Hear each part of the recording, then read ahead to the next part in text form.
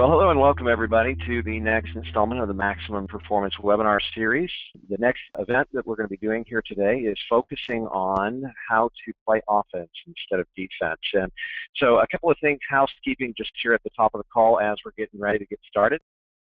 Guys, those of you who are coming online, we always know that, we're wrapping up that last minute sales call. We'll take in just a few seconds. So as folks are gathering and getting signed in and logged in, I want to hit a couple of things really quickly here with you, just to make sure you all can get the best overall experience out of the program. For those of you who signed in, this is now the probably 220th episode in this series. We started this series back in October of 2012. And there's a few things we've learned about the programming. If you want to get the most out of the program, generally we find that you get the best overall quality and audio experience if you go ahead and use the telephone option to access the program. Obviously, your computer's competing against not only the other software programs you're running, but also shared internet space with other people in the office and all that. So if you're having any problems with the audio quality, if there's any popping, cracking, distortion, anything like that going on, typically it's a result of the fact that it's too much usage on the computer and bandwidth to get good audio. So we recommend you go ahead and flip over to the audio that's on the screen. The information, by the way, to do that is if you go ahead and hit the plus sign next to the little audio button, open it up, select telephone, and then use the phone number and access code that is in the control panel on the right-hand side of your screen in the GoToMeeting platform. The phone number you see on the slide on the screen is not the correct phone number. It's just there for demonstration purposes to help you find what you need. That being said, those of you who are coming online for the program, we are going to be doing an interactive segment to the program as well, so we want to make sure you're able to access that.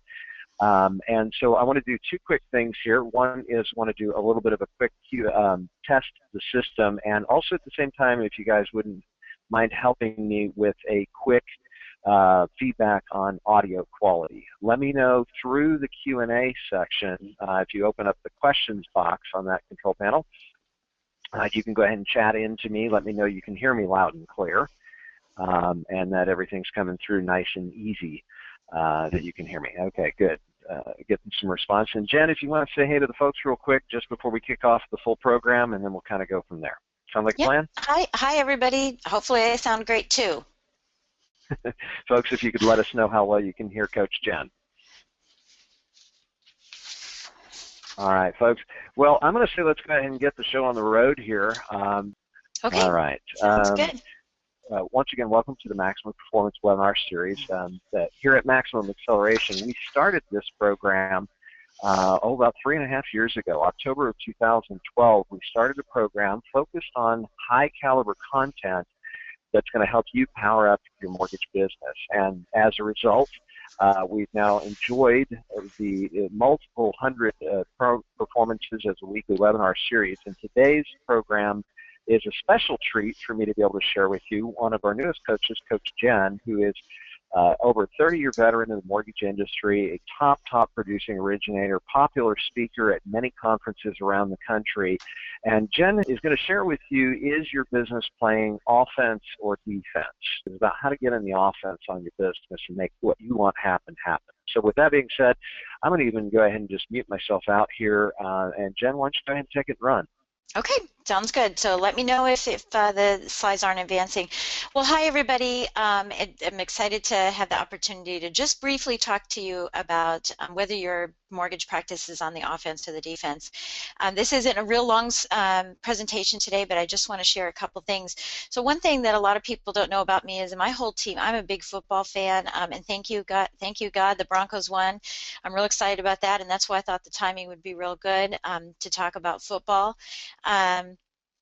But everything that I do in my team is about football. We do first and tens. We do offense and defense. We consider everything that we do. This is our Super Bowl, right? It's your Super Bowl in your business. So you want to bring your best foot forward every day in your business.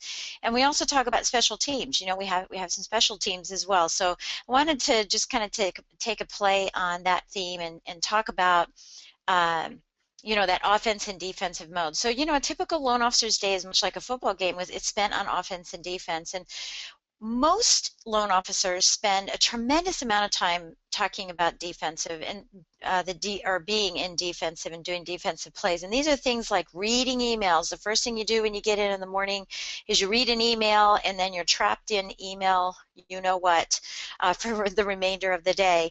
And so I want to talk about different things that we can be doing. Also chasing down documents, spending an exorbitant amount of time chasing down documents during the day, clearing conditions, returning phone calls.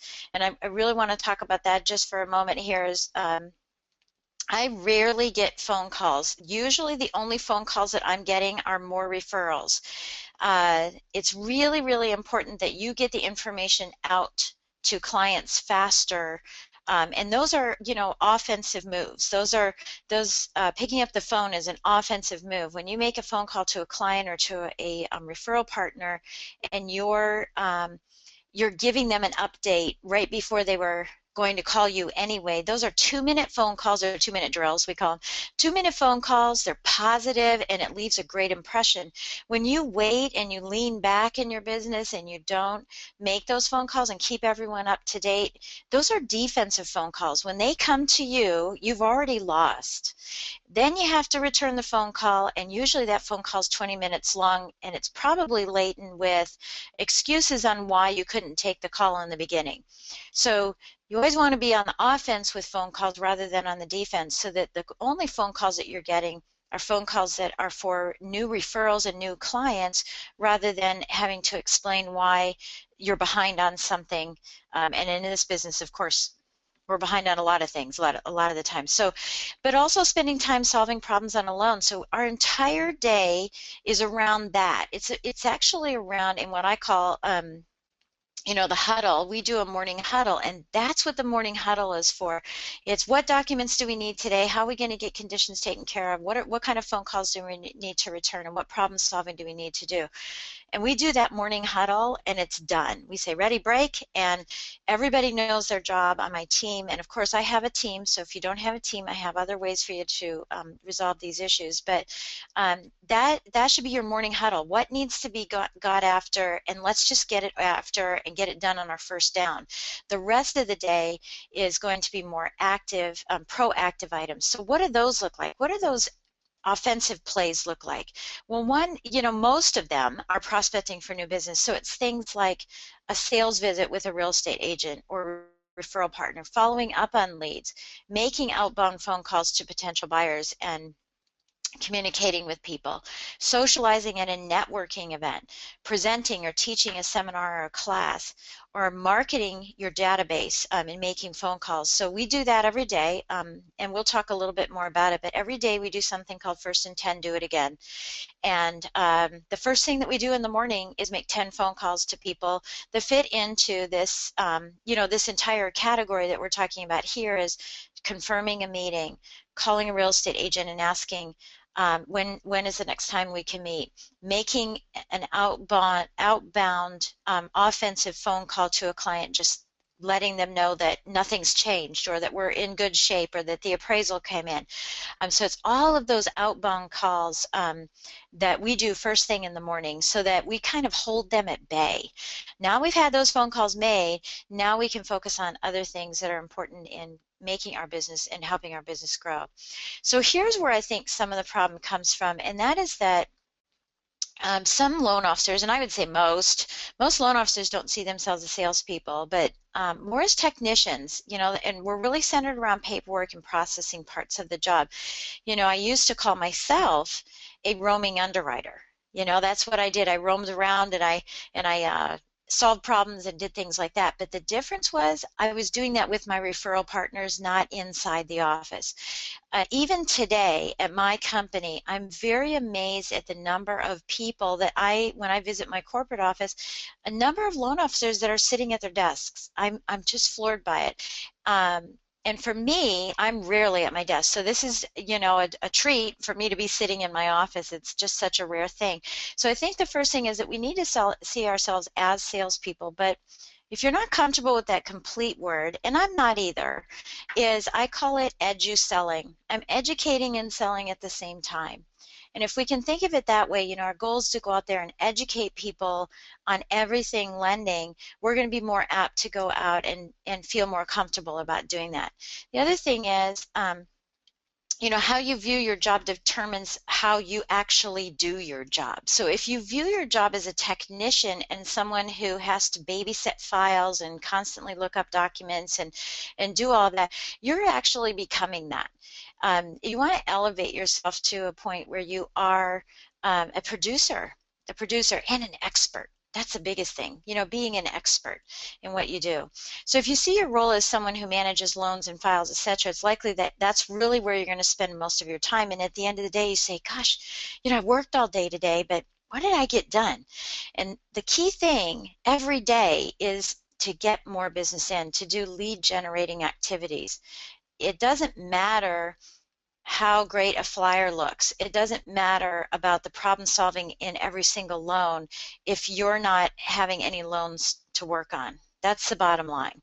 And so that results in a lot of our up and down uh, oh, I can't think of the name of it, but anyways, our up and down roller coaster ride that we tend to go on. So also some loan officers figure life is easier and safer on defense. So that's why unconsciously we remain in the same place. It's and I actually just talked to a girlfriend of mine who owns a company up in near Boston, and she said, remember those days when you first got in the business and someone said, take these rate sheets and go visit realtors and bring donuts to them. Well, if you're like me back then, I can't tell you how many times I circled the parking lot doing donuts, getting the I wanted to say an inappropriate word, the gumption up to go in and say hello to these people. And so what happens is that we just go, well, we'll eat the donuts. So if you want to end up eating all the donuts and not getting any business,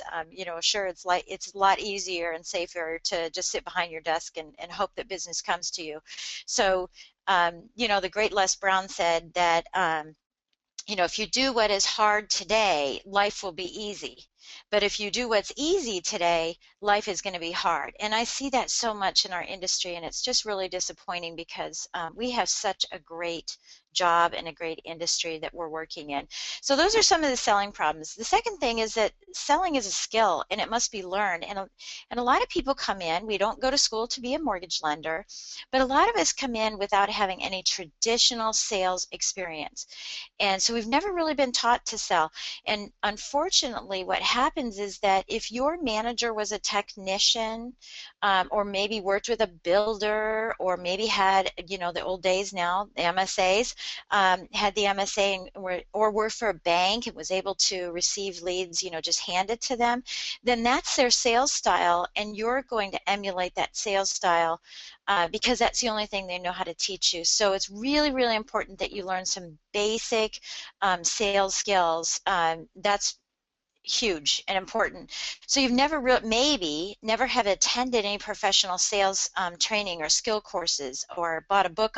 Maybe you've bought a book on the topic and maybe you've hired a sales coach, or maybe you've taken time to study and master the games of sales. But most people haven't, and that's another course that I also teach, is just real estate sales mastery, and it's mortgage, real estate, it doesn't matter.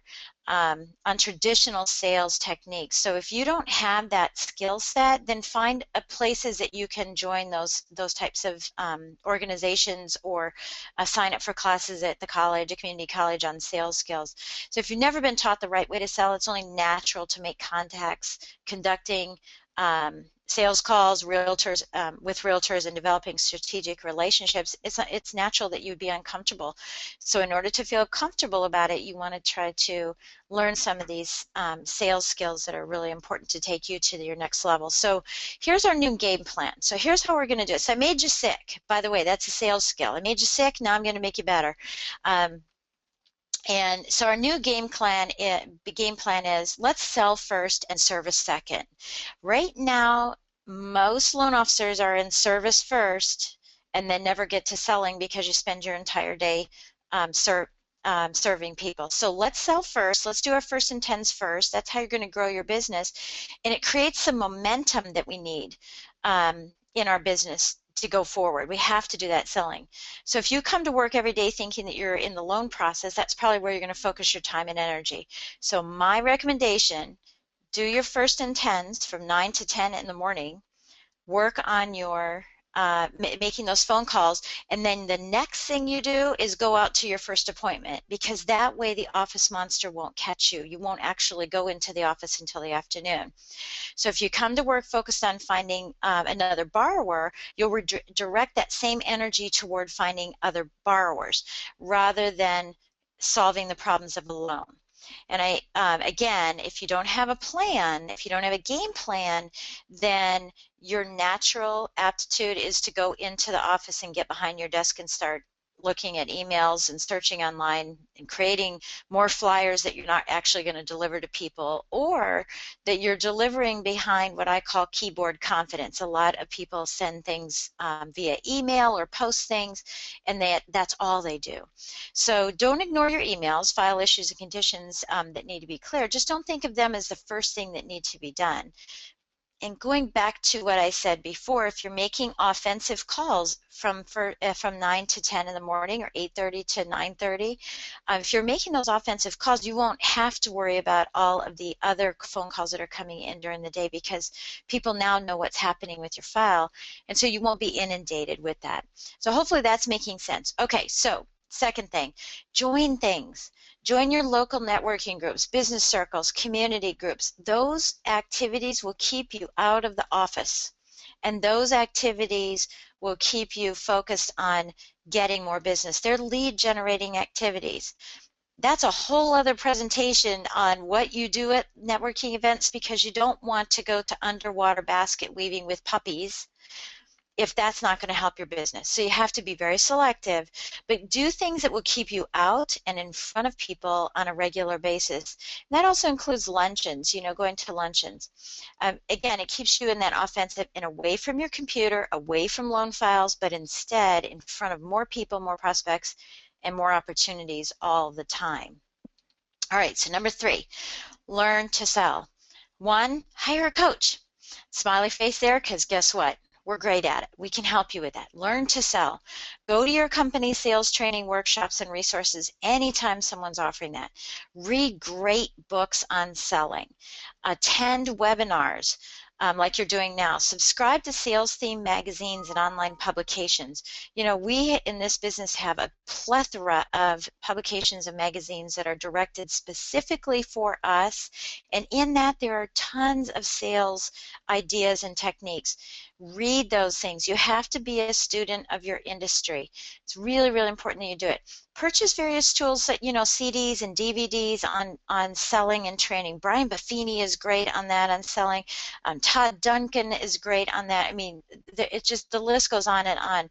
You want to be a life learner, and you want to constantly be changing and tweaking your sales position, your unique selling proposition, so that you're ready, that when people ask you, why should I choose you, you're ready and prepared to be able to do that. Listen to podcasts. And little personal plug here, I have a podcast called Mortgage Lending Mastery. So if you look in iTunes, you can find that podcast, giving you ideas, constantly teaching you on how to sell. So getting out of the office, we already talked about it, but it's real key. Set appointments. That's another thing that you'd want to do during your first and tens, is be setting appointments. It's not just a quick phone call to a borrower to get documents. In fact, it's none of that. None of my first phone calls of the day are to obtain documents or follow up on things that have to do with loans. Every single phone call is an outreach to create momentum, to schedule more appointments, to deepen relationships, or to check on my past clients or the clients that are in my database, just to check on them and see how things are going and see if they have a need for me, to keep my name top of mind, me and my name top of mind. It also includes doing annual reviews. So making and scheduling appointments are really, really key to keep you busy. So for example, I am typically scheduled 3 weeks out. If someone wants to meet with me anytime between now and 3 weeks, generally the only white space I have available is to meet borrowers that come out of the woodwork. But my appointments are already scheduled, and I love it because it keeps me out of the office and keeps me doing lots and lots of activities on a daily basis. pick up the phone and call your referral partners, ask them to coffee, lunch, or office appointment. Do a field trip to their office. We tend not to do that anymore, but sometimes it's really fun to do that. Remember, referral partners aren't only realtors. They're financial planners and attorneys and insurance agents and life insurance agents. These are all great people that if you go visit them at their office, others in the office will start saying, well, who's that? Why is that person here? And that will give you even more exposure. So I've talked about the first and tens. Put your meetings on your calendar to ensure you're going to keep them. Now that seems pretty goofy, doesn't it? Um, I'm sure you have a calendar and you'll put them on there. The key here is think about your calendar. Don't just say, I'm available anytime. I'm available all day. Think about where you want to have your appointments. For me, for example, my appointments are generally at 10 and 2. And what I do is I block out that time, and when I'm on one of the the first and 10 phone calls, when I'm on one of those phone calls, I am placing those appointments specifically in those blocked out times, rather than saying I'm open, I'm free. And what will happen is if you do something like that, you will avoid something that actually someone I was just coaching talked about, is that they had an appointment near their home in the morning. They had an appointment in downtown New York at noon. They had an appointment back near their home at 2, and then they had a networking function back in New York in the afternoon. And that drive was a 50-mile drive, and they didn't think about it. They just placed things in there. And so here they were back and forth. So we had to readjust our calendar and try to stack those appointments in similar areas. So you really have to think about your calendar. When are you going to do the first and tens? When are you going to meet with people? And when are you going to have time to work on the actual customer service, which, by the way, for me doesn't happen until about 3 o'clock in the afternoon. That's when I stop doing all the lead generating activities, and I sit down and I work the technician side of our business, where we're working on the loan scenarios and things like that, where I'm having to get involved. So, hoping you can get out every week and see people is a poor offensive strategy. It's just not going to happen. Hoping is not going to happen. If you have appointments set and you keep them, no matter how busy you think you are, or loan is blowing up or whatever, it will propel your business to heights that you've just never seen. And that's what we're all about at Maximum Acceleration. So get organized. Disorganized loan officers spend a lot of time on the defense. I'm amazed at how many people close 3 or 4 or 5 loans a month, and they are so disorganized, and they are trapped in their office. They don't get lunch. They don't have any personal time.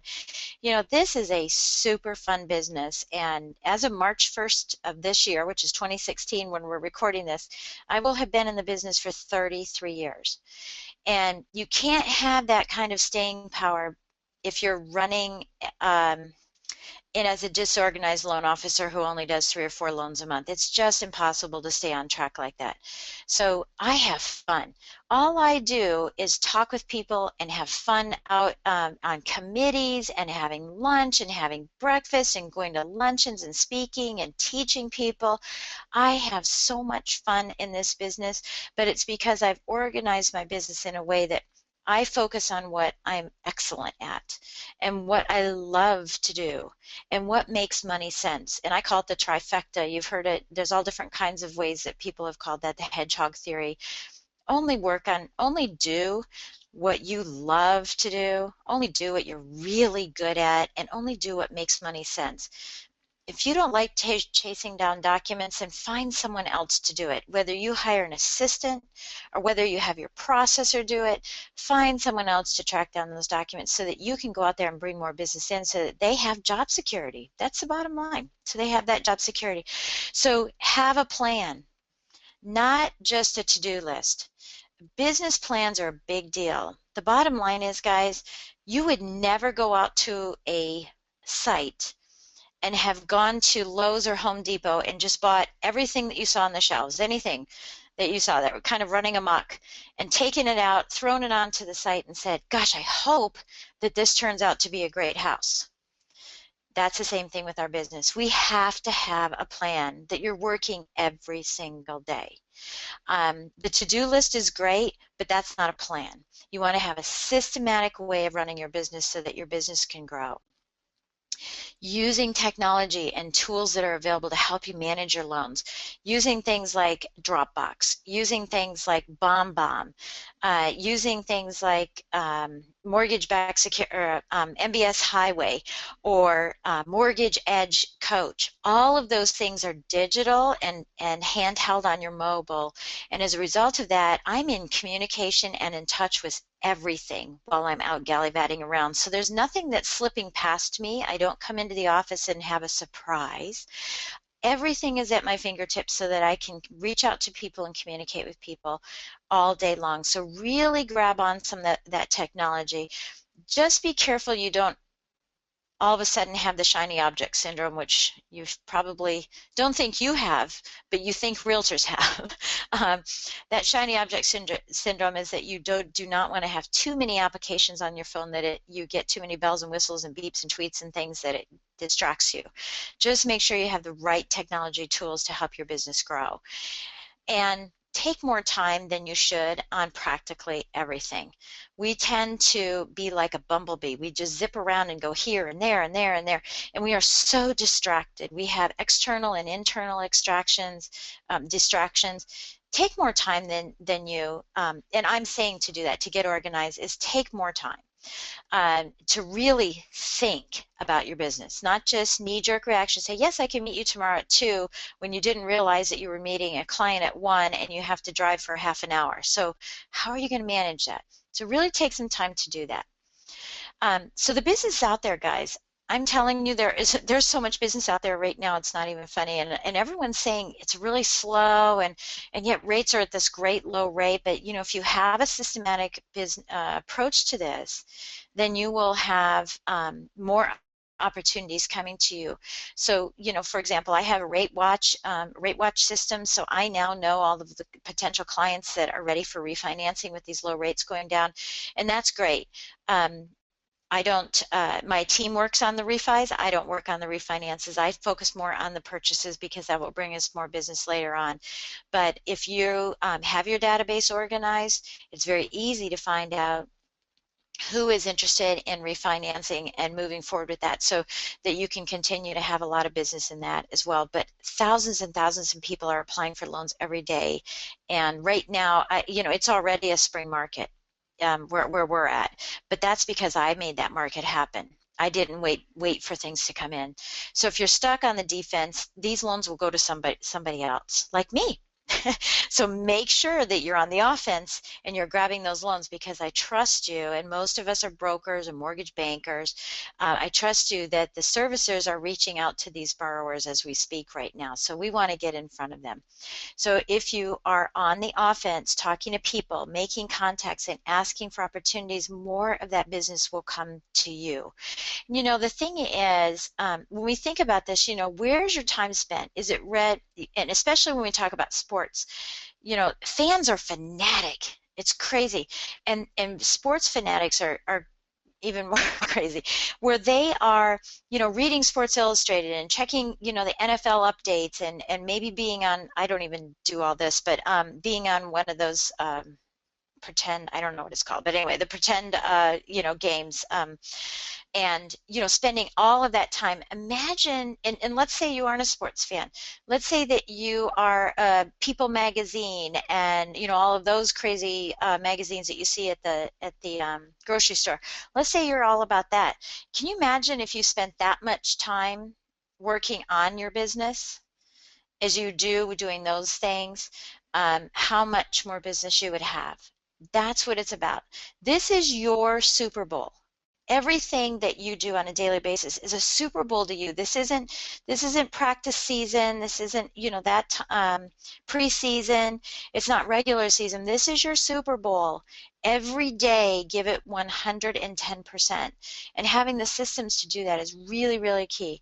So remember, defense is about reacting to what's happening. You have that reaction. You fumbled a ball, and it's reacting to how do we go from here, whereas offense is about making things happen. Always being in a position where you're leaning into your business rather than leaning back from your business. And if you think about all the movies you've seen where a tackler is in his position, he's leaning forward. He's not leaning back. If he leans back, the next person coming after him will knock him down. So you always want to be leaning forward and be stout and ready and strong to attack anything that comes your way. That's what our business is about. This is your Super Bowl. Any questions? I was on a roll. Yeah, definitely. You raced through that pretty quick. I'll tell you what, guys. We have a few more minutes here where we can do kind of an open forum Q&A. And guys, if you want to go ahead and hop in and post some questions, there's a couple of great ones that have come through already that I'll highlight here in just a second. And Jen, I want you to definitely speak on it. First one that comes from Kent asked, what do you do, or what do you think about how to tap into those agents that are, especially if you're in a rural area? And Jen, I know you live, on 25 acres, an hour and a half from your office and all that. So the question asked was, what do you think about webinars for realtors in those rural areas where you may have one office 30 miles from another office and another 30 miles down the other road is the next office, right? What do you do about that? Yeah, well, gosh, there's a lot of answers to that question. There's a lot of answers to that. What I would do is I talked about the stacking thing, is that I would try to make as many appointments as you can with the rural people. And so, yeah, you're right. I live in Hunt Country in Northern Virginia. And so the real estate agents that are there have no interest in coming to Washington, D.C. And so what I'm going to do is I'm going to carve out a day, and this is where you're doing that thinking about your business. I'm going to carve out a day where I'm going to spend in that area only.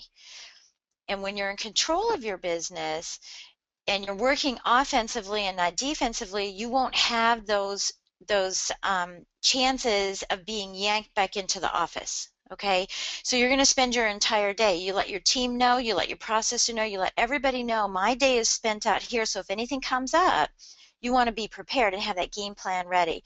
So that would be the first thing, is try to stack people in specific geological locations. So that would be the first thing.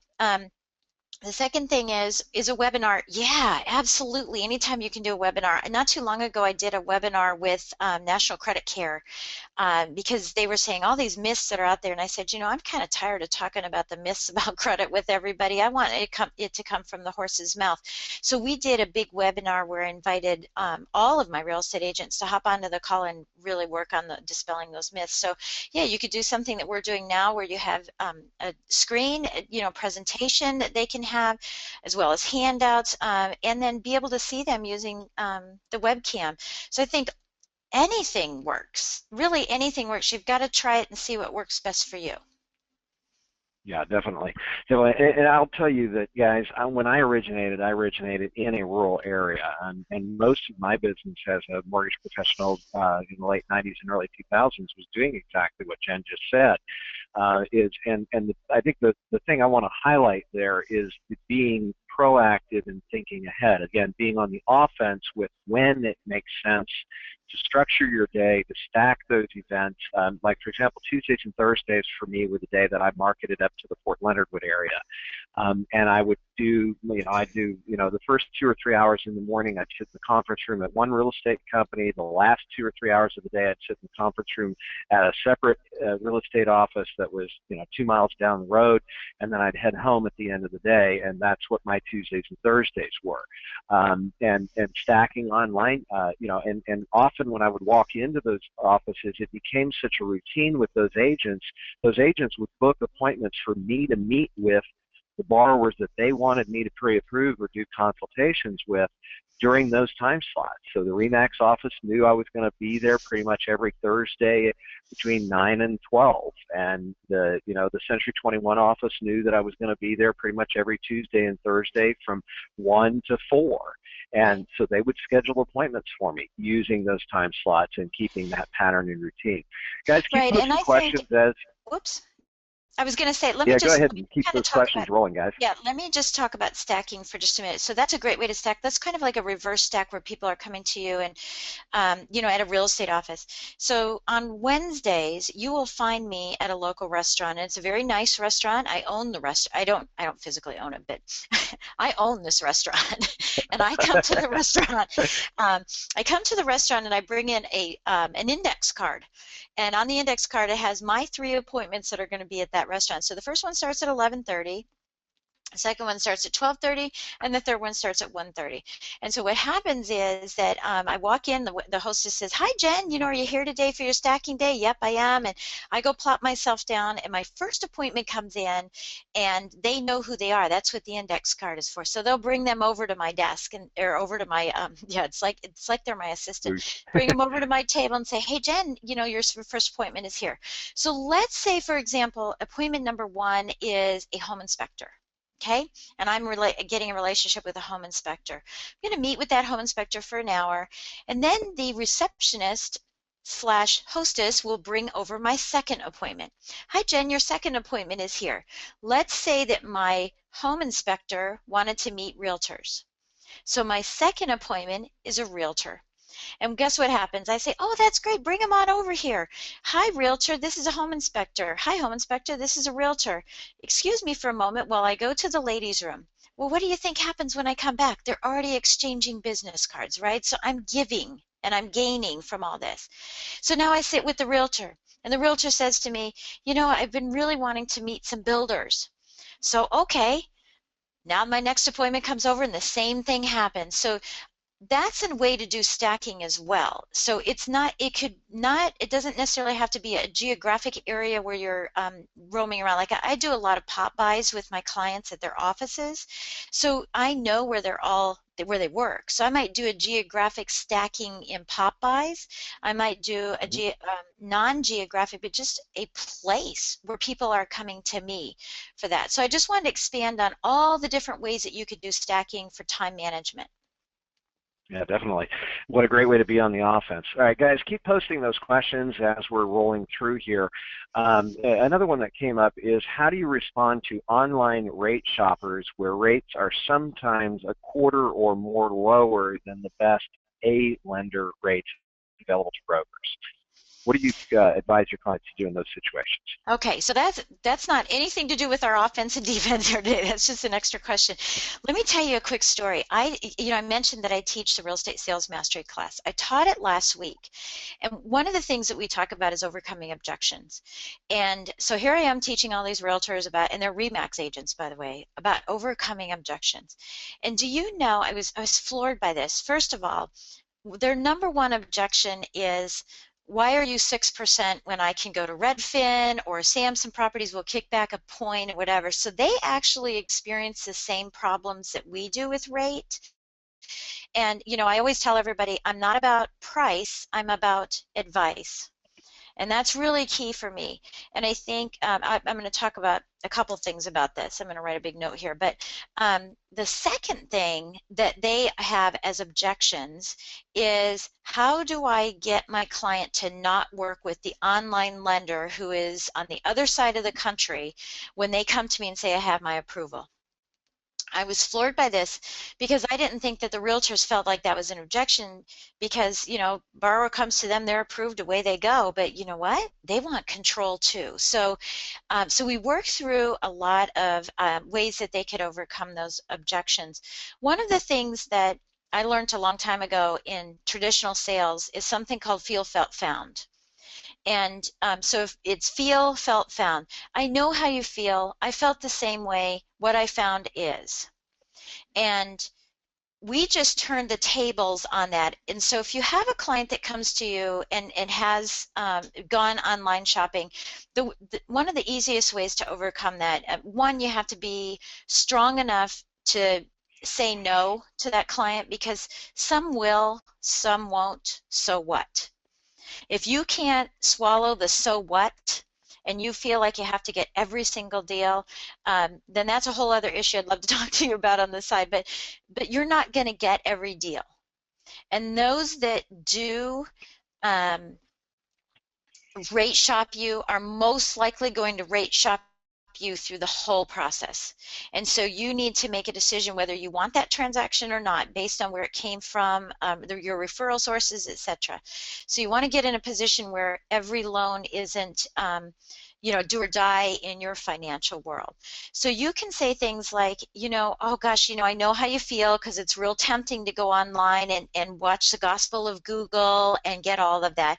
I know how you feel, but so I'm going feel, felt, found. So I know how you feel. A lot of my clients have felt the same way. But what they found is that it was, and so here's a whole plethora of different things, a bait and switch situation. The person on the other end wasn't qualified enough to understand their situation. There was miscommunication about the quote. Okay, so you can use a whole plethora of those things, but I certainly understand how you feel. A lot of my clients felt the exact same way, but what they found is this: the loan didn't go to closing, etc. So you don't have to do feel, felt, found internally from you doing the objection, but helping them understand that there are others out there that have done the same thing that they have done as well. One of the best things I do is I take all of my clients when I meet with them, because I meet with everybody. I take them to Quicken. Quicken Loans, when you get on that website, they've got that rate on there, and it's seize the day, carp diem, seize the day, and as soon as you click to seize the day, they're coming at you with, hey, do you want to chat, apply now, etc., etc. You don't even have the chance to scroll down to the bottom of the page to find out exactly what the rate was based on. Every day you can find this. Scroll all the way down to the bottom of the page. Look at the little tiny writing that says, this quote was based on 30% down, with usually between 2.5 to 3 points.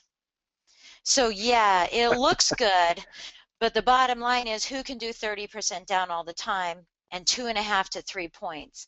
And so you have to help them understand that these online lenders are going to put their best foot forward, and it's certainly not going to be the 3% down with the 680 credit score that you're talking to the client about right now on the phone. Exactly. Well, and we all know that that there's 26, 27 independent variables that go into the factoring and pricing of any one individual loan, and the best rate in the world on the wrong program is going to cost that customer and that family a lot more than the right program done at a competitive price. The other thing Yep, that we absolutely. typically say is that and this is something, Jen, you and I both coached hundreds of folks on, is a great offense, preempting those objections and talking about the value that we create for the customer. That, Mr. Customer, we see our role as very different than most loan officers, because at the end of the day, mortgage is the most important financial decision a family is likely to make. Yeah. So you can't afford to use short-term thinking for what is ultimately a long-term impact decision. And as a result of that, our job is to take a step back, look at the bigger, longer-term picture, and build a mortgage strategy that's going to help that family achieve all their other financial goals much faster. And Yeah. what I mean by that, and this plays perfectly into the theme of what we're talking about on today's webinar, with being on the offensive instead of on the defensive. If I know that that's likely to be an objection I'm going to have to counter, why not counter it right up front? Just like the Yeah. class you're doing for realtors, talking to them about intake strategy and positioning conversations to use right at first point of contact. The first question we got to answer is, why should they work with us? Amen. Right? So Yep. if we're being on the offensive, if we're building an effective communication platform that answers that question right up front, knowing that that's likely to be the number one thing that that customer or family is thinking about, then we're in a much better position to be able to not have to be on the defensive, because anytime you have to counter an objection, you find yourself in a somewhat awkward situation. Why Right. not preempt it if you know it's going to be there in the first place anyway? Get on the offensive, I guess, is Well, what I'm and that's trying to and that's say. really right, and that's really why sales skills are really, really important to learn to really. The only thing that an objection is it's something that someone needs clarity on. They're still not clear on something, so it becomes an objection. So learning what all the objections are and using the tools and the mechanisms to overcome objections is really critical in understanding how to sell, whether you're edu-selling or actually selling. And so that's why I can't emphasize enough, get formal sales training. Yeah, exactly. And there's some other great questions coming in. One of the questions that I wanted to just hit a quick answer to is, what is this maximum acceleration thing? Let me address that real quick, and then we'll just jump back into open format Q&A here in just a minute. At Maximum Acceleration, we provide a couple of different levels of coaching and service. One of the things that we offer is we offer home study virtual coaching programs, which are stuff that you can buy off our website.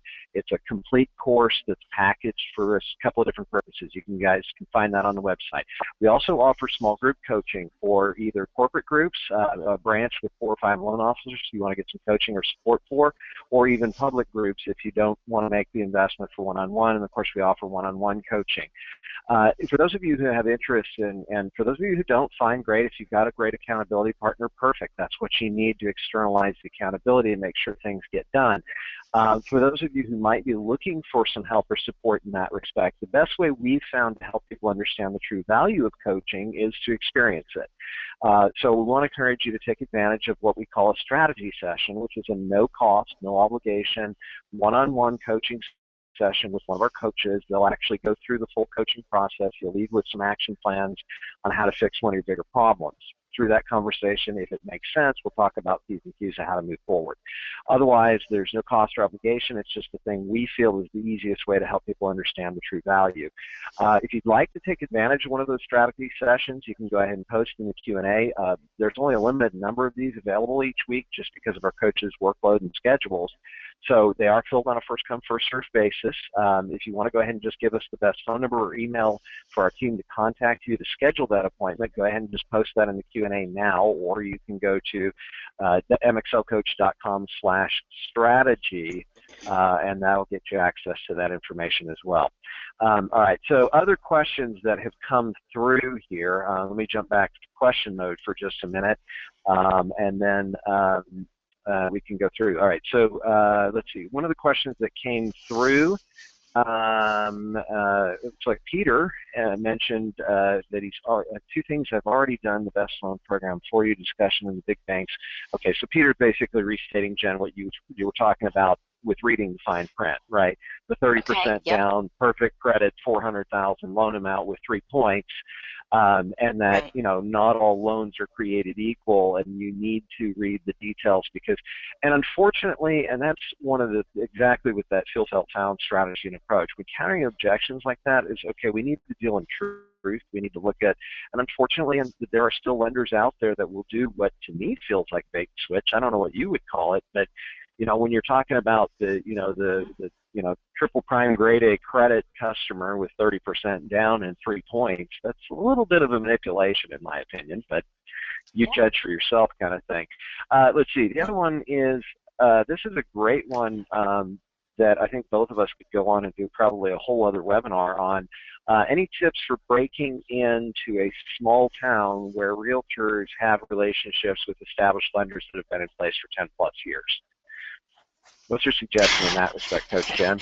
Well, the first thing that comes to mind is complacency. You know, if you've got a small town that has a bunch of, that has some loan officers and they've just had the relationships, you are fresh, you are new, you're bringing in something that they probably haven't seen for a long time, and they become a bubble in their small community. And so I see that as a great opportunity to say, you know what, I'm going to show them exactly what I can do, and really incorporate this special teams, is, well, let's find out from them, what do you love about the real estate or the loan officers that you're working with? What have you found that is just great with them? And the whole goal here, whenever we're out talking to realtors, is we don't want to take from any relationships that they have. We want to enhance them. And the way that I usually explain it is that, when you have a baby and you have your first child, you love them 100%. When you have a second child, you don't say, sorry, first child, I don't like you, I'm going to start child number 2, 100%. Your heart grows and you love them both equally 100%. And so it's the same thing with real estate agents. I don't want to take away from your relationships with them. I respect that they're loyal. I expect that I'm get that same treatment when you're loyal to me, and that I get that same treatment with my current real estate relationships. But what I want to do is I want to enhance your business and I want to grow your business. So what is it they're doing that you love, and what is it that they're not doing? What is it that they could be doing better or that you wish they did? And really bank on that and provide them with something that's new and fresh. And you will win them, and I'm okay to say, I'll be your lender in waiting, because there will be a day when that lender isn't going to be available. There will be a day when that lender can't provide a service that you need or product that you need. And I will be here. But in the meantime, I'm going to prove my value through my unique selling proposition and through my items of value that I'm going to be providing to you, my webinar that you might teach, the class that you might teach. That you could teach this class to realtors. Are you on the offense or defense? It's the same thing. So it's what you're going to bring in value that is over and above them. And again, don't go in with your big toolbox and dump it out. Go in with your toolbox and hold it close to you and find out what their needs are and pull out the right tools to get the job done. Exactly. Awesome strategy. And we talk about this all the time as transformational value. I mean, how do we create value that lives way above and beyond? I mean, the reality is realtors have a tendency to look at us in the lending side of the business as vendors, right? No different Yeah. than the gas station, right? Or no different than the place where you pick up, milk. And so the problem is we've got to be able to find a way to create value that lives above and beyond the value of our ability to close any one deal. And when we create that transformational value, when we talk to them about not just being the person who gets their deals done, but being the person that's going to help them get a lot more deals, that we become a strategic asset to their growth long term, then we can also then separate or differentiate. And there's some great courses available on our website that go into great detail with that, as well as if you want to take advantage of one of the strategy sessions, we'd love to go a little deeper on that concept with you if you're interested, and we can talk a little bit more about that. There's another question here that popped in that I wanted to hit on, and I missed it the first time I touched on it briefly. But the question basically is, again, it goes back to that price objection issue. How do you deal with somebody who starts to do that 2 or 3 weeks into the process or a week into the process after you've already issued the loan estimate? Particularly when you get in situations where local banks are doing kind of a price war, just like the old gas station. Yeah, they're buying market. Yeah, they're buying market Right. price and stuff. I think there's Eric, probably you're going to be really great at answering this question too, from a more broader perspective as being a coach for a longer period of time. But I have to recognize one. Are they a rate shopper? Why are they a rate shopper? Are they a rate shopper because their realtor told them to call 3 people and get the best rate, and now I have to coach the realtor? Are they a rate shopper because that's what the gospel of Google told them? Are they a rate shopper because it's their nature to be a rate shopper? And in my area, I'm a big melting pot of a lot of different ethnic backgrounds, and it is in their nature to do that. And so you have to kind of figure out where it's coming from so that you know how to overcome that objection. And this is what we're talking about before, is it's not just a rate objection, it's understanding where all these things are, things are coming from. So one is, where are they coming from? Is this going to be someone who's going to habitually bother me throughout the whole process about rates, and maybe I cut bait today? And again, you have to be willing to say no. You have to be willing to say, maybe, and this is my standard response to that, is maybe I'm not the right person for you, because the way that I operate my mortgage practice is that I'm providing value to my clients, and I am here to provide you with long-term strategies, both entrance strategies, exit strategies, mortgage management strategies while you have the loan, and I'm about all of the price. And certainly as a certified mortgage planner, which I'm also as well, I'm going to focus on cash flow and tax benefits and all the other things that are going to be important to you as you make your decision. And Eric, you said it too, it's not the short-term thinking for the long-term gain. So maybe I'm not the right person for you, and I'm okay with that. I think what you might want to do is go back to that other lender, and if it's that rate and to me it sounds too good to be true, go for it.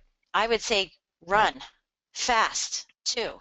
But if Go it get it doesn't before work, it changes, right? if it doesn't work out, you know that you can come back to me and I'm going to take great care of you. So I'm willing to say no to people like that, because I don't I don't do online online anything. I mean, I do online stuff, but I don't look for loans online. I don't try to buy leads online.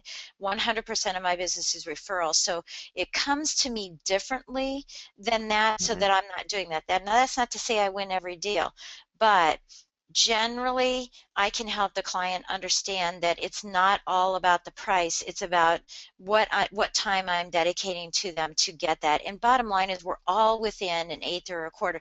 And I'll tell you, I had it today, and I was able to win, and which is great. But just this morning, a client I've met with, talked with, provided a pre-approval with, emails me and says, "Oh, my mother-in-law wants me to use their lender. They just went under contract yesterday. Wants me to use their lender, so I had to apply there. She just insisted that I did, and I got 3.625 on a 5% down loan, LPMI today, this morning. 3.625 LPMI and a Wow. 95% loan. There's something Where's the wrong with fine that. print? There is Yeah, that something wrong doesn't with that. Yeah, sound and kosher, right? so, the loan officer made a mistake. The loan officer made a Yeah, big mistake. They were misquoted. charging 3.625 with 1% and its monthly PMI. Oh, wow, So you got to dig deeper. misquoted. Yeah. Yeah. Well, and there's one thing I usually do, and this is part of part of an offensive strategy is we hit the one of the things that I work with a lot of our coaching clients on is sell the big numbers. What is the long-term benefit? So when we start talking about adjustment strategies that could be worth tens of thousands, if not hundreds of thousands of dollar positive net worth to that family 10, 15, 20 years down the road, we use a clarifying value conversation as part of a pattern consultation appointment with the client that proactively getting on the offense again talks about, at the end of the day, Mr. Customer, I guarantee you could take this strategy and go somewhere down the street and find somebody who would give you that loan a couple of pennies cheaper, and maybe even a couple of hundred, a couple of $1,000s lower closing cost or a slightly lower rate. But at the end of the day, is it really worth it to save a couple $100 and miss out on the kind of advice and guidance that's going to be worth tens of thousands, if not hundreds of thousands, to you and your family long term? And that's a very specific conversation pattern, and you've got to go into it knowing with full confidence that you're okay with if they make the decision to go down the street. And I will guarantee you, though, that I've got a longer story for this. It's called, ask me about my Colonel Johnson story sometime. But like Jen said, 99% of the time that customer is going to be such a pain in your neck that it's not going to be worth it. You could have gone out and found 5 other customers who were much easier and much more friendly to work with, as opposed to that one bozo who's going to beat the tar out of you on price. All And right. he's Well, going to just do it to the other people too. That other person, he's exactly. going to continue to do it with them as well. Yeah. Right. So let it be somebody else's headache instead of Yeah. your own, right? Yep. So, okay, guys, just as a quick wrap up here, just before we hit the top of the hour, you've invested some time in today's programming, and I want you to take advantage of that programming opportunity. So here's one last thing I'd like you to do before you guys hop off, before you jump on that next phone call or respond to that next email. Take 30 seconds to create an action plan. Knowledge is not power unless it's implemented. So take the time that you've invested today and do something with it. If you use these 4 simple strat points here on this screen here, if you do this quick exercise to put some of the ideas in play that you've learned in today's event, you have a 95% chance of falling through. So step 1, what's the best idea you've heard in the program you want to implement right away? 2, what are the steps you need to take to actually move forward with creating that as part of your daily business? 3, put a target deadline on that commitment. By when are you going to have those action items done? And 4th, who are you going to share that action plan with and ask them to check in with you regularly and hold you accountable to that implementation plan? This comes from a 1993 Brigham Young University study that basically proved beyond a shadow of a doubt that if you do these 4 things, you have a 95% chance of following through. If you, again, would like some help with accountability, if you'd like to find out more and experience coaching, feel free to take advantage of our offer for a no-cost, no-obligation strategy session. Again, if you'd like to be able to take advantage of that opportunity, just go ahead and post in the Q&A that you'd like to be able to get one of those sessions, and we'll get you set up for that program here in just the next couple of minutes. Otherwise, guys, thanks again for joining us today. There's a couple more questions that I'd like to see if we can go ahead and cover. I know Coach Jen Jen, you got a very busy schedule. If you can hang with us for another Yep, minute, there's a I couple sure more can. questions in here that I'd really like to tackle. But if you guys do need to go, I do totally understand. We're up at the top of the hour now. If you need to jump off to your next appointment, I totally understand. By the way, we will be sending out a copy of the recording from today's program a little bit later in the week once we can get some of the post-ed production work done. Anybody who registered for today's event is going to get access to the materials and resources that we've also covered today. All right, so here's that next question, Jen, that I really wanted to get your feedback and input on. Is, how does an MLO who works for a small community bank without an assistant juggle all the, the multiple hats we have to wear as originators? The referrals, the business is there, but you get so caught up with the bigsy work. We feel like we're kind of forced into being on the defense all the time, which is kind of exhausting, right? So Yeah, what would you advise a client to do when you're in that situation, yeah. particularly working for a small community bank?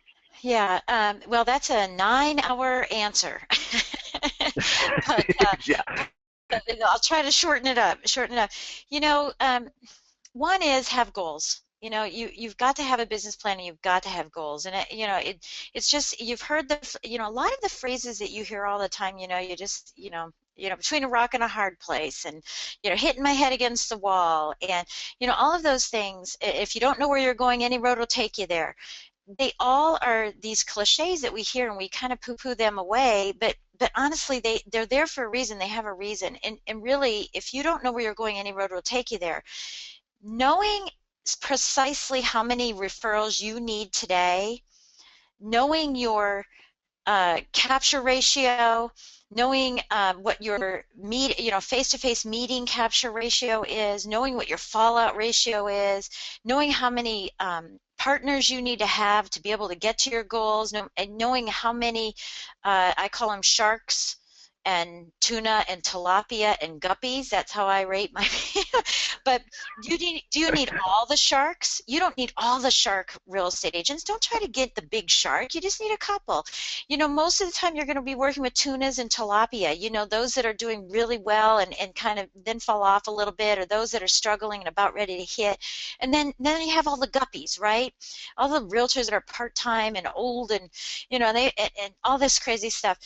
And we've talked about this before, ignorance on fire. Somebody who doesn't know, real estate agent who's new, that ignorance but they're on fire is better than someone who has knowledge on ice. So I don't want to work with a realtor that has 30 years of experience and they're bored and they're just slow. So knowing all of these things helps you really identify what your core actions need to be every single day.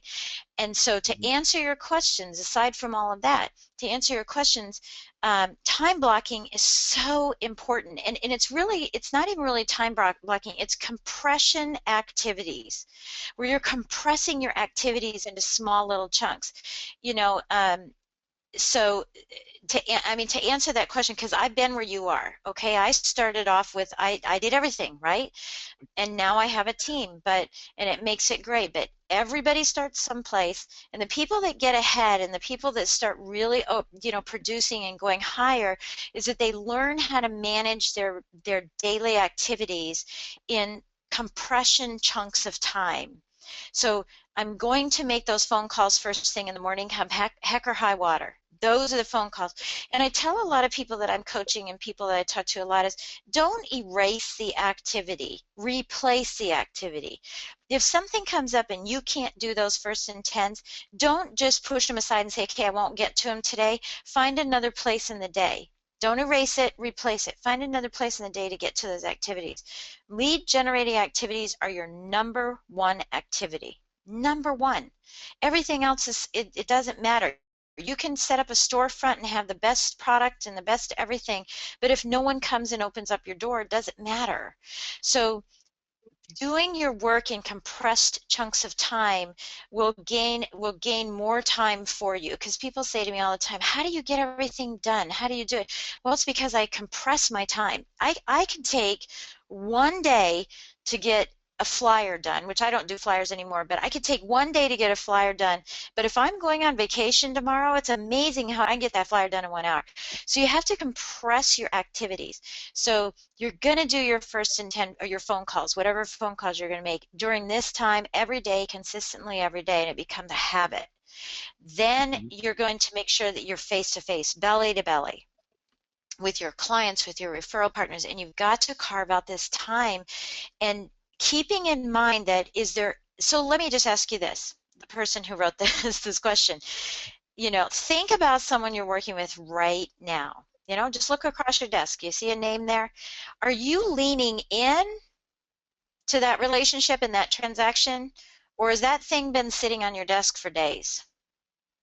If you're leaning in and you're reaching out and you're making that phone call to them, that's like eating a big frog.